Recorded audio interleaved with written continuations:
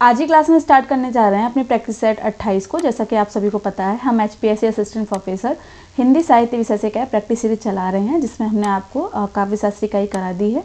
ठीक है, और जो हमारी इकाई चल रही है वो कौन सी है? हिंदी साहित्य का इतिहास।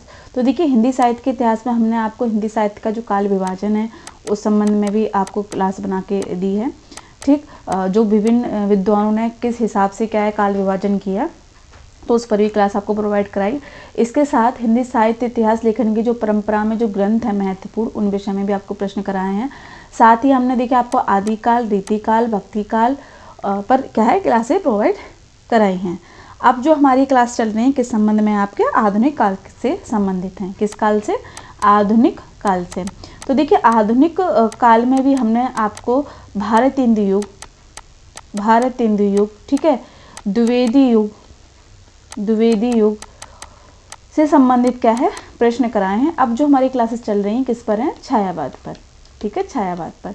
तो छायावाद में हमने आपको 2-3 क्लास प्रोवाइड करा दी हैं। तो आज की जो क्लास होगी हमारी छायावाद पर ही आधारित होगी। ठीक है, तो इसमें जो क्वेश्चन कराए जाएंगे आपको वो किस संबंध में होंगे? जो महत्वपूर्ण कवि रहे हैं इस काल के। ठीक है, और जो छायावाद में भी देखिए आप कई धाराओं को देखते हैं। एक तो यही थी कि छायावाद में जो महत्वपूर्ण जिन्होंने छायावाद पर ही लिखा, उसमें भी देखिए कई काव्य धारा आई, जैसे कि राष्ट्रीय सांस्कृतिक काव्य धारा, यानी कि इन लोगों ने देखिए प्रकृति के साथ क्या है राष्ट्र के ऊपर भी लगा। देखिए, आप ये चीज़ हमेशा याद रखेंगे कि आधुनिक काल में भले ही युग चेंज हो जाएं, लेकिन जो पृष्ठभूमि है वो स्टार्टिंग कहाँ से हुई? राष्ट्रीय भावना से हुई, है ना। भारतेंदु जी जब आए तो उन्होंने देखिए जो स्टार्टिंग की थी वो किससे थी? राष्ट्रीय भावना पर लिखा, यानी कि जो शोषण हो रहा था भारतीय जनता का ब्रिटिश सरकार के द्वारा, तो इन पर क्या इन्होंने आवाज़ उठाई। ठीक है, तो इन्होंने व्यंग्य के माध्यम से, निबंधों के माध्यम से, अपनी कविताओं के माध्यम से सारी चीज़ें लिखी। देखिए, आप ये चीज़ तो कभी नहीं भूलेंगे कि राष्ट्रीय भावना आपके हर युग में रहेगी। आधुनिक काल जैसा कि चल ही रहा है, ठीक है, तो वो तो रहेगा ही रहेगा। ऐसा नहीं है कि सिर्फ राष्ट्र पर ही लिखा गया। देखिए, श्रृंगार पर भी लिखा गया, प्रेम पर लिखा गया, हर चीज़ पर। लेकिन आप एक चीज़ ध्यान रखेंगे कि हर युग में देखिए राष्ट्र भावना आपको देखने को मिलेगी। ठीक है, तो चलते हैं अपने क्लास की तरफ। तो देखते हैं अपने पहले प्रश्न को कि क्या कह रहा है। देखिए, पहला जो प्रश्न है हमारा कृति से है, और देखिए महत्वपूर्ण कृति हैं ये, याद रखेंगे। जो ये कृति है त्रिधारा किसकी है? सबसे पहला प्रश्न तो यही बनता है कि त्रिधारा कृति किसकी है? माखनलाल चतुर्वेदी की है, सुभद्रा कुमारी चौहान की है, या बालकृष्ण शर्मा नवीन की है? जैसा मैंने आपको उपनाम बताए थे, तो इनका उपनाम क्या था? नवीन। ठीक, और शियाराम शरण गुप्त। तो यहाँ पर आपको बताना है त्रिधारा किसकी रचना है। तो देखिए, त्रिधारा किसकी रचना है? सुभद्रा कुमारी चौहान की। सुभद्रा कुमारी चौहान के विषय में तो आप जानते ही होंगे कि ये जो सुभद्रा कुमारी चौहान है, इनका संबंध मुख्यतः देखिए कहाँ से था, या फिर कह लें इनका जन्म हुआ था प्रयागराज में। कहाँ हुआ था इनका जन्म? प्रयागराज में हुआ। बात करें, लेकिन इनका जो विवाह हुआ था वो किससे हुआ था? MP के निवासी कौन थे? लक्ष्मण सिंह। ठीक है, लक्ष्मण सिंह या कल्याण ठाकुर, इनसे क्या है इनका विवाह हुआ था। और अगर बात करें सुभद्रा कुमारी चौहान के विषय में, तो सुभद्रा कुमारी चौहान ने क्या है जो रचनाएं लिखी हैं वो क्या है? राष्ट्रभक्ति से ओतप्रोत है। राष्ट्रभक्ति, ठीक है, देश भावना से ओतप्रोत है। आपने इनकी एक कविता तो सुनी ही होगी, झांसी की रानी। और देखिए, झांसी की रानी से ही क्या है इन्हें प्रसिद्धि प्राप्त हुई थी। झांसी की रानी, खूब लड़ी मर्दानी वो तो झांसी वाली रानी थी, है ना। तो वो कविता किनकी है? सुभद्रा कुमारी चौहान की है। अब देख लेते हैं, त्रिधारा तो इनकी रचना हो गई, इसके साथ साथ इनकी कौन सी रचना है? तो देखिए, एक रचना हो रहा है जो महत्वपूर्ण है, ये पूछी जाती है, मुकुल। अगर प्रश्न आ जाए कि मुकुल किसकी रचना है, तो मुकुल किसकी है? सुभद्रा कुमारी चौहान की। अगर हम इसके समय की बात करें, ये सन 1931 में क्या है प्रकाशित हुई। ठीक है, जैसा मैंने आपको सुभद्रा कुमारी चौहान की झांसी की रानी बताई, ठीक है, मुकुल बता दी। इसके साथ इनकी और रचनाएं जैसे झंडे की इज्जत, झंडे की इज्जत में, ठीक है। ऐसे इनकी एक और कविता है स्वदेश के प्रति, स्वदेश के प्रति, जलियांवाला बाग, जलियांवाला बाग, ठीक है। तो देखिए, जो भी इनकी जो कृतियां हैं वो राष्ट्र भावना से या फिर कह लें देशभक्ति से ओतप्रोत हैं। आप ध्यान रखेंगे इनकी कविताओं को, ठीक है। चलते हैं अपने अगले प्रश्न पर। तो अगला प्रश्न देख लें कि क्या कह रहा है कि हम बिस्पाई जन्म के किसकी रचना है। महत्वपूर्ण रचना है ये।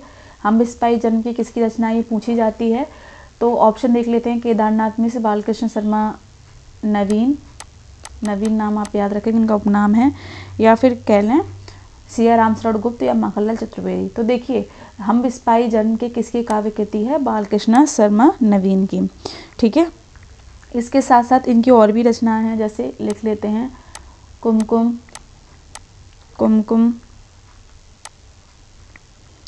ठीक, और रश्मि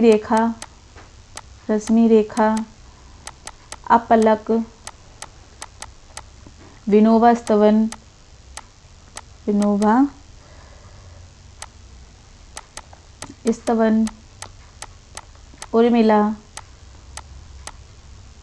उर्मिला। तो ये क्या है, किसकी रचनाएं हैं, बालकृष्ण शर्मा नवीन की, ठीक है। अगर हम बात करें माखनलाल चतुर्वेदी की, तो देखिए ये भी महत्वपूर्ण कवि हैं। इनकी कौन सी रचना है, हिम किरीटनी। ये पूछी जाती है कि हिम किरीटनी, हिम तरंगिनी किसकी रचना है, हिम किरीटनी और हिम तरंगिनी। तो किसकी रचना है ये, माखनलाल चतुर्वेदी की। अगर हम समय की बात करें तो ये सन 1943 ईस्वी में क्या है, प्रकाशित हुई हिम किरीटनी, और ये जो हिम तरंगिनी है सन 1949 में प्रकाशित हुई। देखिए, माखनलाल चतुर्वेदी को हिम किरीटनी पे क्या है, साहित्य अकादमी पुरस्कार भी प्राप्त हुआ है, याद रखेंगे, साहित्य अकादमी पुरस्कार प्राप्त हुआ है, ठीक है। चलते हैं अपने अगले प्रश्न की ओर। तो अगला प्रश्न है कि आत्मोत्सर्ग किसकी कृति है। महत्वपूर्ण प्रश्न है, आत्मोत्सर्ग किसकी कृति है। ऑप्शन देख लेते हैं, सिया रामशरण गुप्त, बालकृष्ण शर्मा, रामकुमार वर्मा, मोहन राकेश। तो देखिए किसकी कृति है ये, सिया रामशरण गुप्त की, ठीक है। इनकी जो रचनाएं हैं आत्मोत्सर्ग है, इसके साथ इनकी और रचनाएं देख लेते हैं, मौर्य विजय, ठीक है, मौर्य विजय, अनाथ, दूरबादल, महत्वपूर्ण कृति दूरबादल। इसके साथ ही विषाद, पाथ्य, बापू, दैनिकी, ठीक है, और नकुल। देखिए याद रखनी है, नकुल तो हो गई आपके सिया रामशरण गुप्त की, और मुकुल किसकी बताई थी मैंने, सुभद्रा कुमारी चौहान की, ठीक। चलते अपने अगले प्रश्न की ओर। तो अगला प्रश्न देख लेते हैं, केदी और कोकिला किसकी कृति है या फिर किसकी कविता है। महत्वपूर्ण प्रश्न है ये, ठीक है। ये रचना पूछी जाती है, कैदी और कोकिला किसकी रचना है। तो ये रचना किसकी है, माखनलाल चतुर्वेदी की, याद रखेंगे, माखनलाल चतुर्वेदी की। आपको एक और रचना इनकी याद आती होगी, पुष्प की अभिलाषा, है ना, ये भी किसकी कृति है, माखनलाल चतुर्वेदी की। मैंने आपको इनकी हिम किरीटनी, हिम तरंगिनी तो बता ही दी, ठीक है। और इन्हें किस पर साहित्य अकादमी पुरस्कार प्राप्त हुआ था, वो भी मैंने आपको बताया था, किस पर प्राप्त हुआ था, एक बार फिर से लिख देते हैं, हिम किरीटनी पर, ठीक है। वही इनकी और भी कृतियां हैं, जैसे समर्पण और माता, याद रखेंगे, ठीक है। और चलते अपने अगले प्रश्न की तरफ। तो अगला प्रश्न है कि एक भारतीय आत्मा के नाम से कौन से कवि जाने जाते हैं। महत्वपूर्ण प्रश्न है। देखिए, राष्ट्रकवि और एक भारतीय आत्मा नाम से कौन जाने जाते हैं। जैसे राष्ट्रकवि के विषय में आपको बताया था कि महात्मा गांधी ने राष्ट्रकवि किसे बोला था, मैथिलीशरण गुप्त को बोला था। लेकिन अब यहाँ बात हो रही है एक भारतीय आत्मा, तो एक भारतीय आत्मा के नाम से कौन से कवि जाने जाते हैं, माखनलाल चतुर्वेदी। अब माखनलाल चतुर्वेदी क्यों जाने जाते हैं, देखिए आप इनकी रचनाएं देखिए, पुष्प की अभिलाषा, ठीक है, केदी और कोकिला। तो इन्होंने भी क्या है, राष्ट्र पर ही रचनाएं लिखी हैं, कैसे अत्याचार ब्रिटिश सरकार करती थी भारतीय जनताओं पर, उनकी जो पीड़ा है, ठीक है, उनका जो संघर्ष है, इन सबको विषय बनाकर क्या है, इन्होंने अपनी रचनाएं लिखी, ठीक। तो जो वास्तविकता थी उस समय समाज की, जो परिस्थितियां थी, वो इनकी रचनाओं में देखने को मिलती हैं। इसीलिए क्या है, इन्हें भारतीय आत्मा कहा जाता है। क्यों कहा जाता है कि इन्होंने भारतीय जनता का जो संघर्ष था, ठीक है, जो स्थिति थी, मनोभाव थे, उनको शब्दों में प्रयोग कर क्या है, अपनी रचना लिख दी।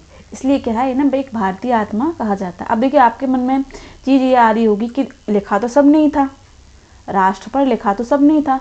देखिए बात होती है कैसे इन्होंने जो मनोभाव थे, ठीक है, उस समय उनको सार्थक रूप में कैसे प्रस्तुत किया, प्रभाव की भी तो बात होती है ना। देखिए पुष्प की अभिलाषा कितनी प्रसिद्ध कविता थी, ठीक है। जैसे झांसी की रानी सुभद्रा कुमारी चौहान की जो रचना थी उसको उसी कृति के कारण क्या उन्हें इतनी प्रसिद्धि प्राप्त हुई, ठीक उसी प्रकार इनको पुष्प की अभिलाषा, कैदी और कोकिला जो रचनाएं हैं, जो कृतियां हैं इनकी, इनके कारण क्या है ना प्रसिद्धि प्राप्त हो, और इसीलिए क्या है ना एक भारतीय आत्मा के नाम से जाना गया। ध्यान रखेंगे इस चीज को, ठीक है। चलते अपने अगले प्रश्न की ओर। तो अगला प्रश्न है कि बालकृष्ण शर्मा का प्रथम काव्य संग्रह कौन सा था। जैसे मैंने आपको बालकृष्ण शर्मा के संबंध में बताया था कि हम बिस्पाई जन्म के इनकी काव्य कृतियां हैं, ठीक है, और भी इनकी काव्य कृतियां, चारों ही इनकी काव्य कृतियां। अब देखिए प्रश्न क्या पूछ रहे हैं ये कि बालकृष्ण शर्मा का प्रथम काव्य संग्रह कौन सा है। देखिए याद रखेंगे कौन सा है, कुमकुम, ठीक है, कुमकुम इनका पहला काव्य संग्रह है। चलते अपने अगले प्रश्न की ओर। अगला प्रश्न देख लेते हैं कि हालावाद के प्रवर्तक कौन है। अब देखिए हालावाद के प्रवर्तक पूछे गए हैं, तो हालावाद के प्रवर्तक कौन है। ऑप्शन है नरेंद्र शर्मा, या फिर हरिकृष्ण प्रेमी, हरिवंश राय बच्चन, भगवती चरण वर्मा। तो कौन है, हरिवंश राय बच्चन, ठीक है। हालावाद के प्रवर्तक हैं ये, और इन्होंने देखिए कैसी रचना लिखी है, प्रेम और मस्ती पर, प्रेम और मस्ती पर क्या है इन्होंने रचनाएं लिखी हैं। इन्हें जो सबसे ज़्यादा प्रसिद्धि मिली थी वो किस रचना पर मिली थी, मधुशाला, मधुशाला, जिसका प्रकाशन वर्ष है 1935 ईस्वी, ठीक है। इसके साथ इन्होंने देखिए एक और रचना की मिलती हैं, कई सारी रचनाएं लिखी, मधुबाला, मधुशाला, मधुबाला, आप नाम याद रखेंगे, 1936 ईस्वी, ठीक है। और इसके साथ ही मधुकलश, मधुकलश, निशा निमंत्रण, निशा निमंत्रण, बंगाल का अकाल, बंगाल का अकाल, ठीक है, अगस्त किस सन में प्रकाशित हुई, 1946 में, ठीक है। खादी के फूल महत्वपूर्ण, खादी के फूल किसकी रचना है, तो किसकी है ये, हरिवंश राय बच्चन की, खादी के फूल। अगर हम इसके समय की बात करें कब प्रकाशित हुई थी, 1948 में, ठीक है। और इनकी और भी रचनाएं हैं जैसे हलाहल, तो आप इन सारी चीज़ों को याद करेंगे। देखिए जो प्रसिद्धि हरिवंश राय बच्चन को मिली थी मधुशाला पर मिली थी। मधुशाला जो उन्होंने रचनाएं लिखी थी तो युवा जीवन है ना, या कह लें वयस्क जीवन के जो मनोभाव होते हैं, ठीक है, उनको आधारित या फिर कह लें उनको आधार बनाकर इस कृति की रचना की गई, ठीक है। अब देखिए इन्होंने आप मधुशाला को जब पढ़ोगे ना, कहीं कहीं पर राष्ट्रीय भावना के पुट मिलते हैं। जब आप ध्यान से उस चीज़ को पढ़ोगे, कनेक्ट करोगे, तो वहाँ पर ये सारी चीज़ें आपको देखने को मिलती हैं। और जो समाज में जो विकृतियाँ हैं, ठीक है, अप्रत्यक्ष हैं जो विकृतियाँ, जो स्पष्ट रूप से दिखाई नहीं देती पर वो समाज में फैली हुई हैं, उनको इन्होंने केंद्र बनाया है। और उनको क्या है, मस्ती में लिखा है। मस्ती में क्या कहते हैं, व्यंग्य भी करते जा रहे हैं और अपने आनंद को भी दिखाते जा रहे हैं, समझ रहे हैं। चलते हैं अपने अगले प्रश्न की ओर। तो अगला प्रश्न देखिए कि हिंदी का बायरन किस कवि को कहा जाता है। ये तो बहुत ही सरल प्रश्न है कि हिंदी का बायरन किस कवि को कहा जाता है, तो किसे कहा जाता है, हरिवंश राय बच्चन को कहा जाता है, ध्यान रखेंगे, ठीक है। अब प्रश्न आता है कि हिंदी में मार्शलवाद के प्रवर्तक किस कवि को माना जाता है। महत्वपूर्ण प्रश्न है। हरिवंश राय बच्चन, रामेश्वर शुक्ल अंचल, या फिर हरिकृष्ण प्रेमी, नरेंद्र शर्मा। तो किसे कहा जाता है, रामेश्वर शुक्ल अंचल को, ठीक है, किसे कहा जाता है, रामेश्वर शुक्ल अंचल को। अब देखिए इनकी रचनाएं भी देख लेते हैं। मधुलिका महत्वपूर्ण, ये पूछी जाती है, ठीक है। मधुलिका अगर टाइम की बात करें 1938 ईस्वी में ये प्रकाशित हुई। इसके साथ इनकी अपराजिता महत्वपूर्ण, अपराजिता, ठीक है। किरणवेला या फिर कह रहे हैं किरणवेला, करील, करील महत्वपूर्ण, कि करील किसकी कृति है। अगर हम इसके समय की बात करें सन 1942 में क्या है ये प्रकाशित हुई, ठीक है। लाल चूनर महत्वपूर्ण, लाल चूनर टाइम की बात करें तो ये 1944 में प्रकाशित हुई। और इनकी एक और कृति देखने को मिलती है, बरसात के बादल,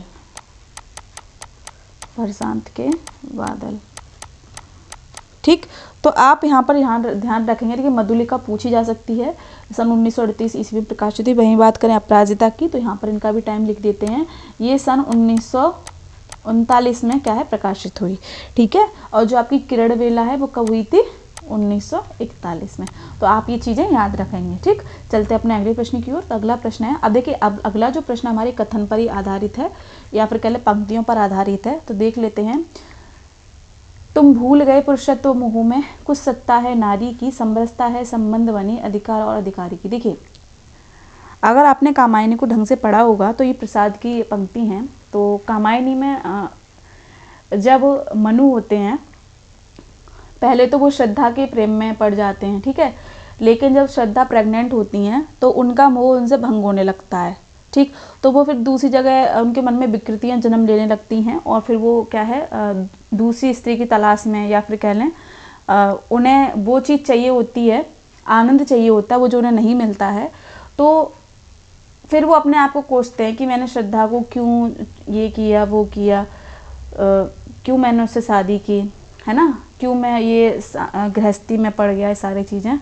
तो बहुत सोच विचार करते हैं। तो जो दिव्य शक्ति होती है तब वो उसे एक तरह से चेतावनी देती है कि हे मनु, तुम भूल गए पुरुषत्व मोह में, यानी कि तुम अपनी पुरुष शक्ति में आकर कि तुम्हें इस बात का मोह था कि तुम पुरुष हो, ठीक है, और तुमने इस चक्कर में क्या है एक स्त्री का सम्मान नहीं किया। इसीलिए इन्होंने लाइन लिखी कि तुम भूल गए पुरुषत्व मोह में, कुछ सत्ता है नारी की, समरसता है संबंध बनी, अधिकार और अधिकारी की। ठीक, तो ये पंक्तियाँ किसकी हैं, प्रसाद की। किस कृति की हैं, कामायनी की। याद रखेंगे, ये पंक्ति पूछी जाती है। ठीक है, चलते अपने अगले प्रश्न की ओर।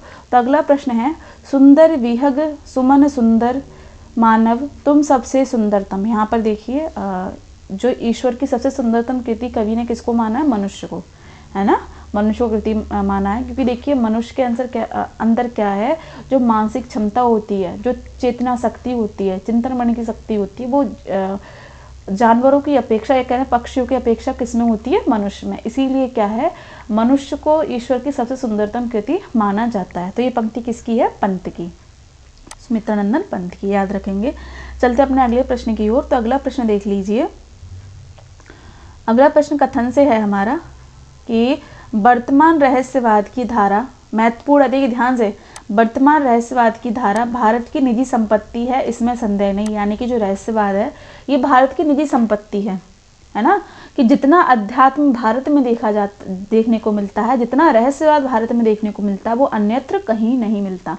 ये कथन किसने कहा है, रामचंद्र शुक्ल ने कहा है, नगेंद्र ने कहा है, जयशंकर प्रसाद, महादेवी वर्मा। तो किसने कहा है, ये जयशंकर प्रसाद ने। याद रखेंगे, महत्वपूर्ण कथन है। चलते अपने अगले प्रश्न की ओर। अगला प्रश्न है, अगला प्रश्न भी कथन से है कि छायावाद को घुमाकर पीछे से नाक पकड़ने की अभिव्यक्ति किस विद्वान ने कहा। महत्वपूर्ण, छायावाद को घुमाकर पीछे से नाक पकड़ने की अभिव्यक्ति किसने कहा, रामचंद्र शुक्ल ने, नगेंद्र ने, बच्चन सिंह ने, हजारी प्रसाद द्विवेदी ने। तो किसने कहा है, रामचंद्र शुक्ल ने। किसने कहा है, रामचंद्र शुक्ल ने।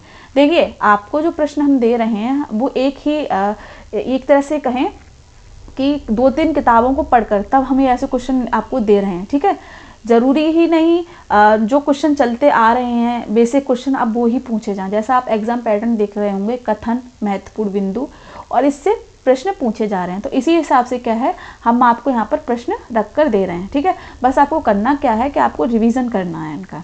ठीक है, रिवीजन करना। इसीलिए क्या है, आपके लिए प्रैक्टिस सीरीज चल रही है, जिसमें क्या है, आपने थ्योरी में तो पढ़ लिया है, बट आपको देखना है कि आपको कितना आता है। ठीक है, इसीलिए क्या है, रिवीजन सीरीज चलाई जा रही है। समझ आ रहा है।